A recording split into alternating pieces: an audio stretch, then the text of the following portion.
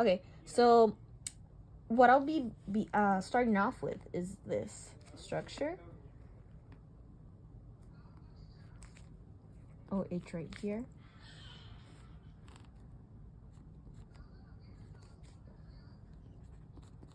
And then 2. So this is the 2 amino 3 hydroxy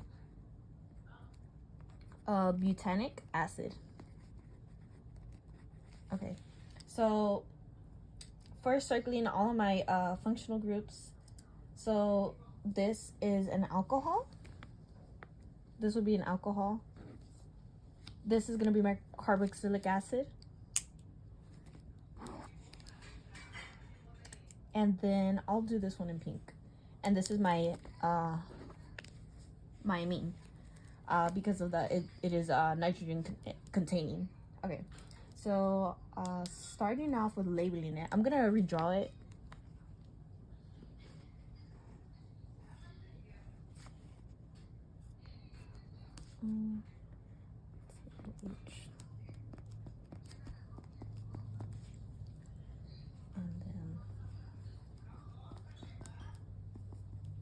Has one double bond right there. I mean, one lone pair right there.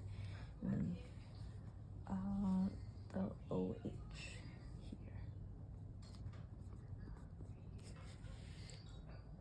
Okay, so first I'm gonna start off with this this methyl.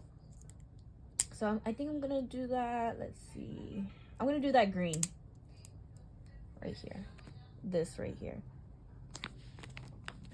So what this is, it is going to be, let's see, it should have, let me draw the hydrogens so it's easier to visualize. So we have 1, 2, 3, 4 bonds plus 0 lone pairs. There's 4 total bonds.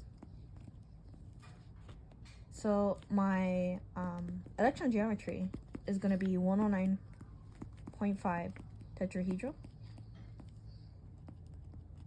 And then my molecular geometry is going to be the same. It's going to be tetrahedral.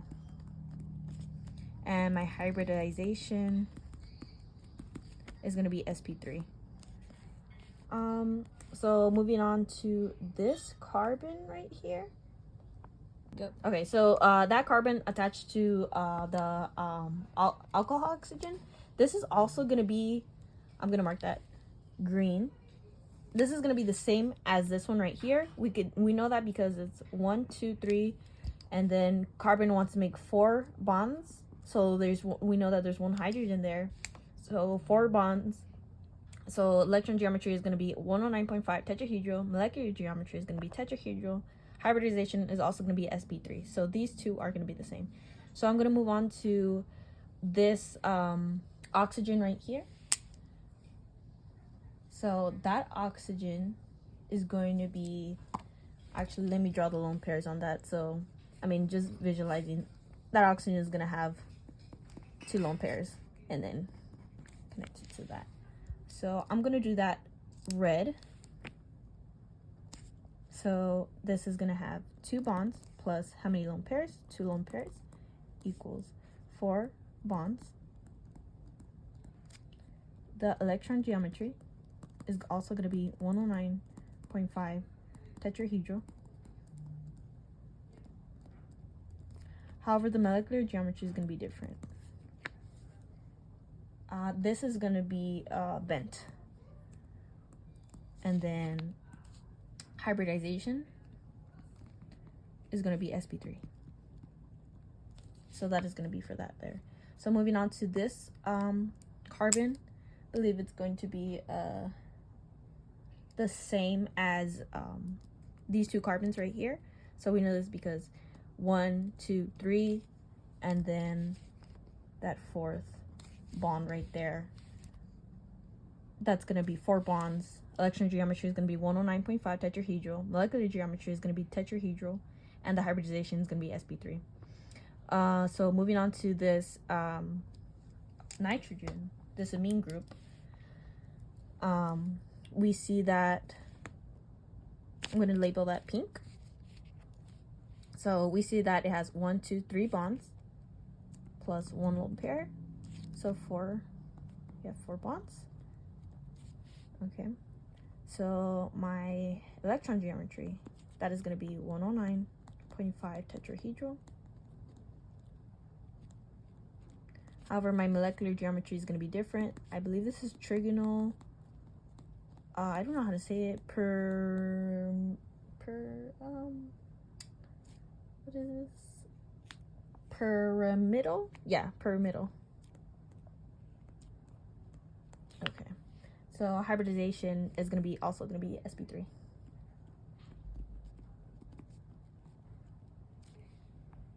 Okay, so now focusing on the carbon in this carboxylic acid group.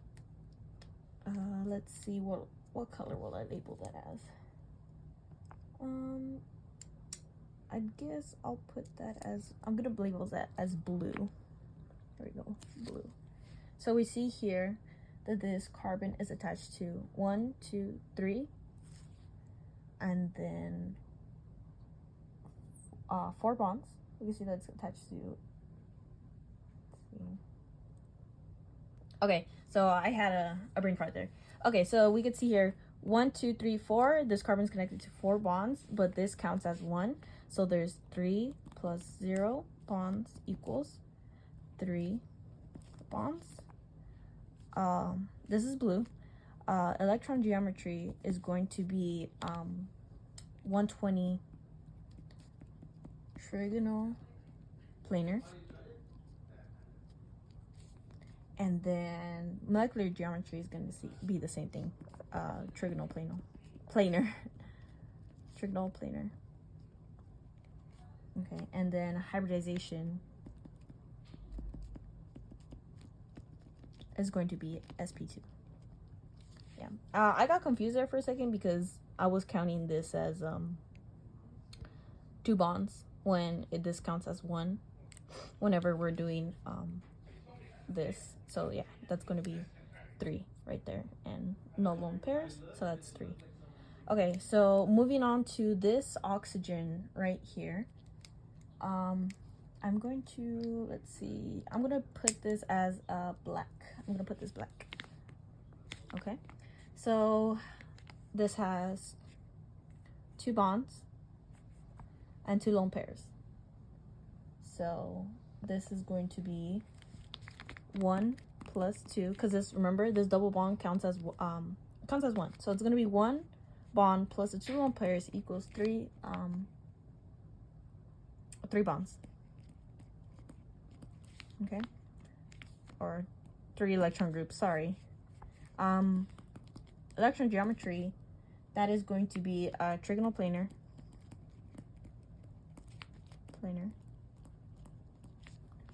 Molecular geometry is going to be also trigonal planar. And the hybridization is going to be sp2.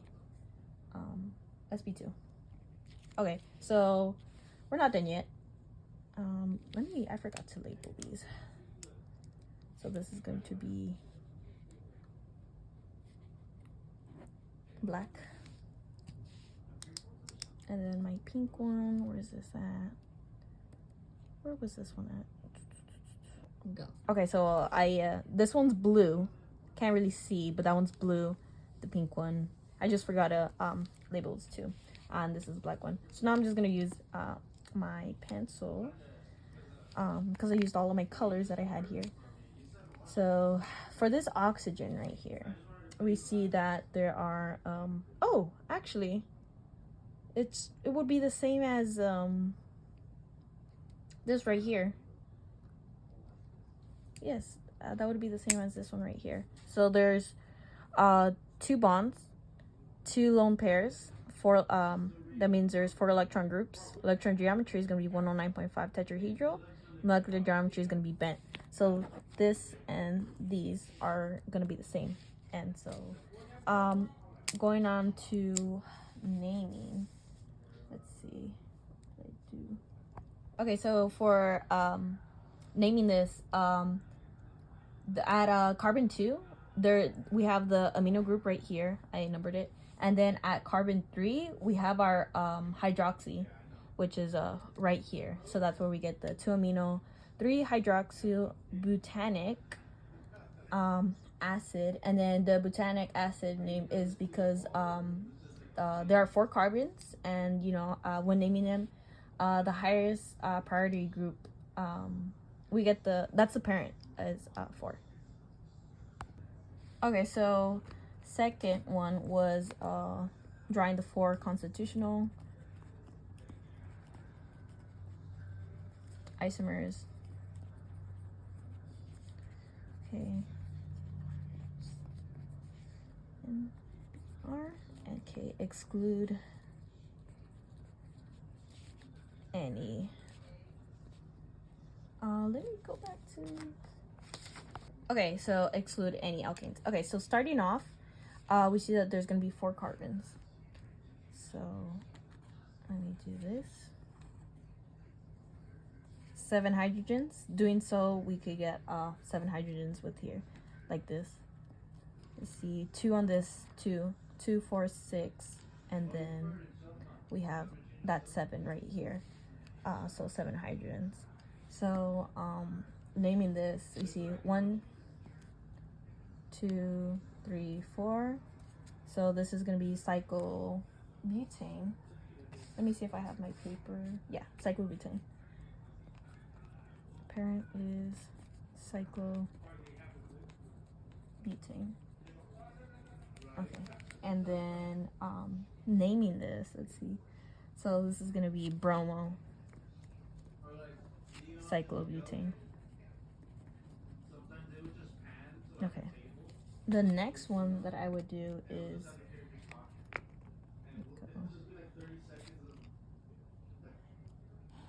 I would do BR and C. Oh, just 3. I don't think I need to. I don't believe I need to. Oop. Put that there. Okay. So BR. I'm gonna attach. Oh, I'm gonna make. Sorry. I'm gonna make this into cyclopropane. Cyclopropane. And then doing so, we'll still have the same amount of carbons and hydrogens because I'll be attaching that methyl group right here. Yeah, that one methyl group right here. So yeah, that's CH3. So this is gonna be 1, 2. So this is 1 bromo, and then 1 methyl. So ABC. Bromo has a higher priority than the methyl, so this goes first. So it's gonna be 1 bromo, 1 methyl, cyclopropane. There you go. And then I could do this. BR, and then 1 methyl group right here. So 1, 2, 3. So then this is going to be right here 1 bromo. This is the parent is still cyclopropane. Let's see. So the methyl group is N2. So it's going to be here. Let me kind of split that. So this is going to be 1 bromo, 2 methyl, cyclopropane. Okay, and then for the last one, 2, 3, 4. So there was 4. Okay, so yeah, there's 1 more. So I'll be doing it like this. Same amount of hydrogens. For me, it really helps off if I draw my hydrogens. Let's see. And then, let's see, 2, 4. Yeah, 2, 4, 6, and then 7. 7. There's still okay. So sorry, there's gonna be a cut here because I ran out of storage, so I gotta delete some stuff first. Okay, so final one right here. So this is gonna be our complicated steps to it. So let's see. Let me label it 1. Oh, I'm not sure if the camera cut is on, but I was just labeling all my hydrogens because it just helps me out. So 7. I was just double checking. 7 total hydrogens. So this right here, we're gonna name it as its own alkene. This right here, we're gonna name it as our own alkene. So right here it's at 1. So 1 bromo methyl, because we have 1 methyl right here. See, got 1 methyl here. Cyclopropane. And those are the 4 isomers. And then, so I got this last question. Okay, I was already gonna move on to number 4, but on accident. Okay, so number 3. So we have to show it's gonna be phenol versus cyclohexane. And then I have to explain why let's see, what is it? Why the proton and I have to compare the protons. Let's see. Also explain why you are examining the proton in comparison as opposed to any other hydrogen on each compound. Okay. I have to show that phenol has a more acidic proton than cyclohexanol. Okay, that's no problem. Okay, so here we're gonna have to do resonance. Immediately. So phenol, that is on our that was on our chart right here. Let me see, let me look for it. Yeah, phenol right here.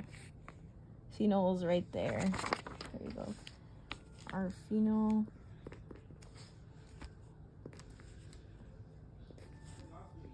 There we go. So alcohol group, and then our oh, this is not cyclohexane. I'm sorry. This is cyclohexanol. There you go, cyclohexanol. And then OH. Okay. So we have to get our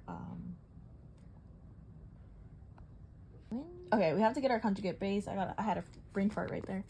So immediately we could already tell that this has no resonance right here. Now we're just gonna prove we're just proving right here that phenol is has more acidic proton. So doing this, let's see. I'm going to do that O has total of 3 lone pairs around it.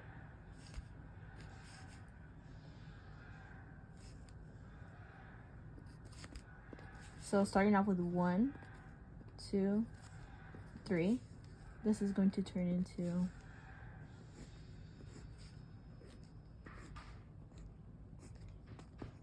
double bond right here. Then this is going to turn into lone pair right here. So now this becomes my 1, becomes my 2, and this becomes my 3. And I forgot to draw my other 7.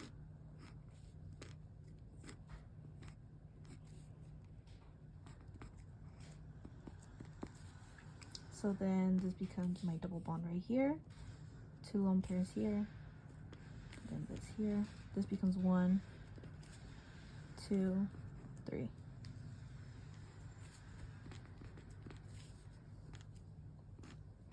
Almost done. Double bond O. Hopefully I don't run out of storage again.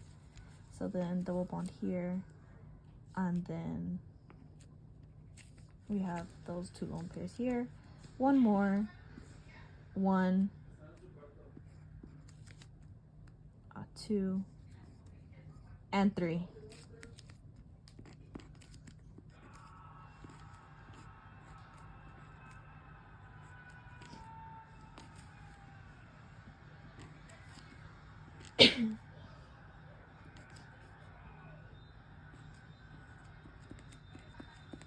Okay, so phenol is more acidic. Okay, go. Okay, so we compare the hydrogen on the hydroxyl group and not the hydrogen attached to the carbon, because the OH hydrogen leaves the H plus, which this produces. Oh, I forgot to do that. Produces a more stable conjugate base, and so the hydrogens attached to the carbon are much less acidic because the carbon does not stabilize the negative charge nearly as well as when the proton is removed. So oxygen is highly electronegative, so losing the OH proton is the most favorable acidic process in both molecules. So that's why so we compare this right here. So the difference is between the conjugate base stability. We could see that the negative charge, is delocalized more because of the resonance. So yeah, it's the charge is spread out over several atoms, making this conjugate base more stable. And then versus this, there's no resonance. Okay, so last one is draw any two different tri-sub cyclohexanes on 1, 2, or 1, 2, 4 positions. So I found this question on the Weebly, it's a different Weebly practice exam. So I'm gonna be drawing those. Let's see.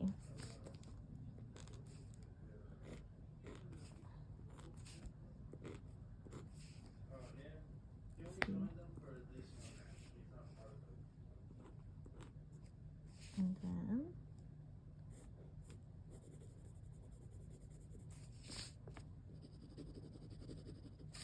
so this is CH3, CH2, CH3, CH3, CH2, and then the other one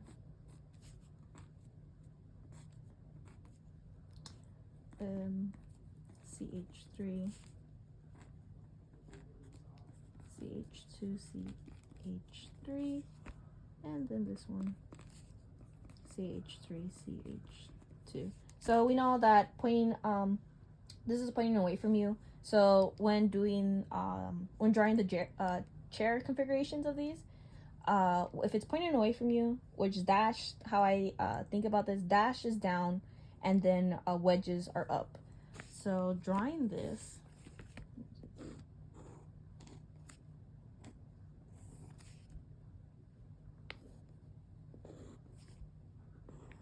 okay, so the way I numbered it is clockwise. I saw different versions where people do it counterclockwise, but I'm doing this clockwise. So 1, 2, 3, 4. So CH3, our methyl is gonna be down. Each here on 2. This is going to be up. CH3, 2, CH3. Hydrogens are here. So this is, let me just label it axial, equatorial, axial, and then C on my 4, CH3, CH2. It's pointing up. It's going to be my equatorial. H is my axial right here. So then I have to draw this in a different version, just checking what is going to be more stable. Oops, sorry, I made this one kind of ugly. Very ugly. Okay, 1, 2, 3, 4. Okay, so how I picture this, whatever stays up, whatever stays down, stays down. Only thing that changes, what switches, is what's axial and what's equatorial. So this is equal to, if this is axial up here, this is going to be equatorial down here. So CH3, CH2, CH3, H, hydrogen, sorry, and then up here CH3, CH2, hydrogen. Okay, so this is my axial, equatorial, axial, equatorial. So okay, so I gotta be quick because my storage ran out again, so I had to delete a few stuff. So immediately we could see that this up here is more stable than this, the flipped version, because each of my bigger compounds are in the equatorial. So let's see, this is an equatorial, this is an equatorial, and then this is also an equatorial. So all of this right here is an equatorial. Now moving on to this one, I'll be as quick as I can so I don't run out of storage again, and that I'm able to post this. See, so CH3, CH2, CH3,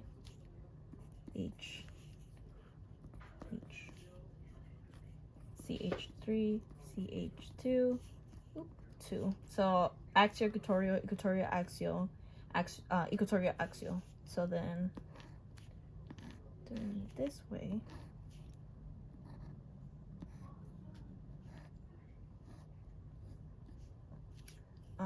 so CH3, CH2, CH3, hydrogen, sorry, hydrogen, and then CH3, CH2, equatorial, so, equatorial, axial, equatorial, axial, axial, equatorial, equatorial, axial, equatorial. So immediately seen, we could see that this is the most stable out of these two, because there are more on equatorial. We see this methyl is an equatorial, this is also an equatorial, and then that's how we have an equatorial, versus here we have one hydrogen in equatorial, and we only have this right here in equatorial. This ethyl group is an equatorial. So out of these two, this would be the most stable, because all of these, let's see, the two ethyl groups and then the one methyl group, they're all in equatorial, versus this one, we only have the methyl and the ethyl group that are in equatorial. So this would be the most stable.